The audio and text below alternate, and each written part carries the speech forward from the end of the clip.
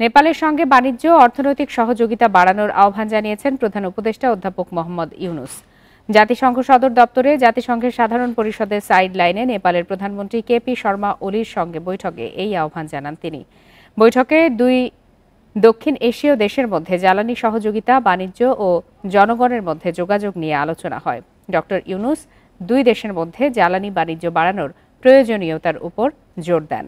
নেপালের নবায়নযোগ্য জ্বালানি নিয়েও আলোচনা হয়। বাংলাদেশ আগামী মাসে নেপালের সাথে 40 মেগাওয়াট বিদ্যুৎ ক্রয় চুক্তির স্বাক্ষর করবে বলে আশা করা হচ্ছে।